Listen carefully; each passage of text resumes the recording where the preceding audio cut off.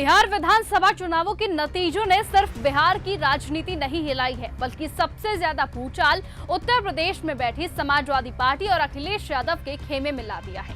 बिहार में ओवैसी की party AIMIM ने जिस तरह से मुस्लिम वोटों पर पकड़ दिखाते हुए अपनी जीत दर्ज की, उसके जश्न की तस्वीरें लखनऊ तक यानी कि अखिलेश यादव के माथे पर शिकन ला गई हैं। क्योंकि अब आने वाले समय में यानी कि साल 2027 में यूपी में विधानसभा के चुनाव है।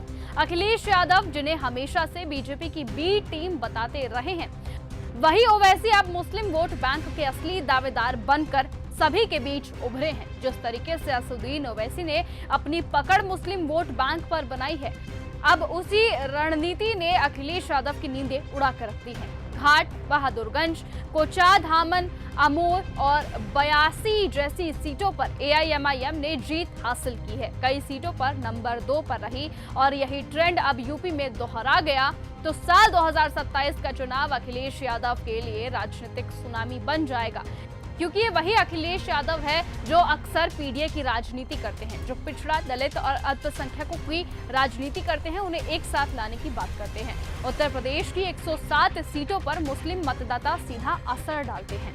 अब जरा सोचिए कि अगर एआईएमआईएम ने यहाँ एंट्री मार दी तो समाजवादी पार्टी का परंपरागत मुस्लिम वोट बैंक हो सकता है कि टूट जाए। अब इसी डर से अखिलेश यादव में बिना कैंडिडेट के 25 रैलियां करके आ गए हैं। मकसद है महागठबंधन को फायदा नहीं बल्कि ओवैसी को कहीं ना कहीं रोकना। लेकिन अब नतीजे साफ ये बताते हैं कि वो इस मिशन में नाकाम रहे हैं, यानी कि अखिलेश यादव अपने मिशन में फेल हुए हैं और जिसका सीधा असर असदुद्दीन ओवैसी के खेमे पर पड़ा है।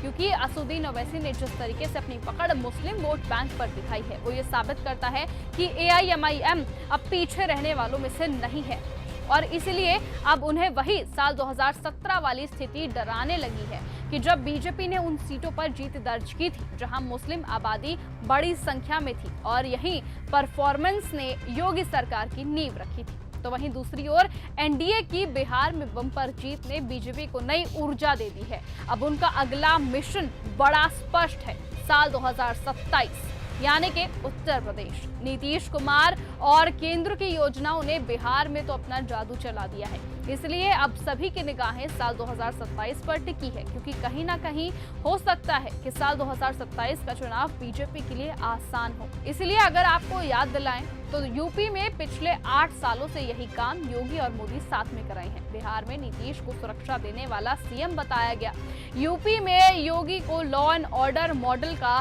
पूरी तरह से सीएम बताया गया। बता दें कि यूपी में योगी को लॉ एंड ऑर्डर मॉडल के तौर पर प्रोजेक्ट किया जा रहा है। ऐसे में बिहार में महिलाओं का वोट एक तरफा एनडीए के साथ गया और यूपी में हो सकता है कि यही ट्रेंड दिख रहा हो।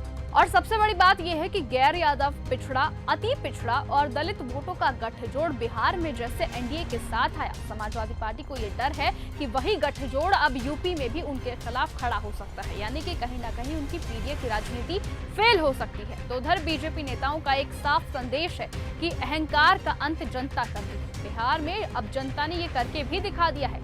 ऐसे में यूपी में भी साल 2027 में जनता जवाब देने के लिए तैयार बैठी है, जिसका डर अब कहीं ना कहीं अखिलेश यादव को सताने लगा है। अखिलेश यादव को ये लगता है कि अगर उन्हें अब जीतना है तो कहीं ना कहीं उन्हें असदुद्दीन ओवैसी के साथ हाथ मिलाना पड़ेगा, उनके साथ गठबंधन करना पड़ेगा।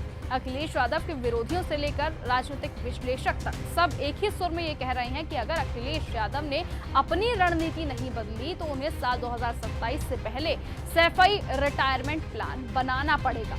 क्योंकि साल 2027 में जनता उन्हें खुद भेज देगी। इस तरह की बातें सोशल मीडिया पर ट्रेंड कर रही हैं। आपको बता दें कि जिस तरीके से पकड़ सीएम योगी आदित्यनाथ ने यूपी में बनाई है, बीजेपी की पकड़ काफी ज्यादा मजबूत दिखती है। एआईएमआईएम की एंट्री ने अब नया खतरा भी बढ़ा दिया है, क्योंकि जिस तरीके से बिहार में एआईएमआईएम ने अपनी एंट्री बरकरार की है, उसका सीधा असर कहीं ना कहीं साल 2027 के यूपी के चुनावों में पड़ा है। और यही तीनों चीजें मिलकर साल 2027 के चुनावों को अखिलेश यादव के लिए अब तक का सबसे बड़ा संकट बना चुका है।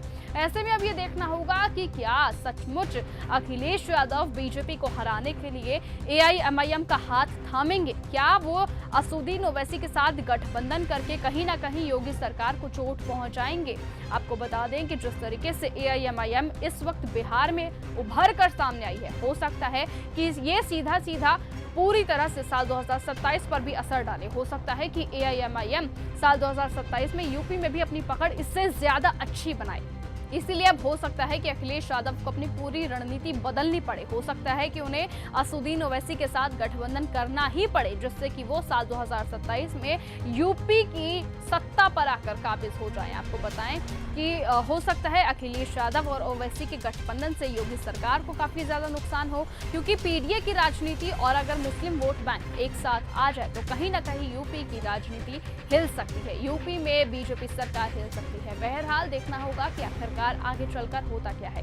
फिलहाल आज की इस खबर में सिर्फ इतना ही। देश और दुनिया की तमाम बाकी खबरों से ऐसे ही जुड़े रहने के लिए आप बने रहिए और ऐसे ही देखते रहिए न्यूज़ गंगा। नमस्कार। अगर आपको यह हमारा वीडियो पसंद आया हो तो इसे लाइक और शेयर करना बिल्कुल ना भूलें। साथ ही हमारे चैनल न्यूज़ गंगा को सब्सक्राइब और फॉलो जरूर करें, ताकि देश और दुनिया की हर बड़ी खबर आप तक सबसे पहले पहुंचे।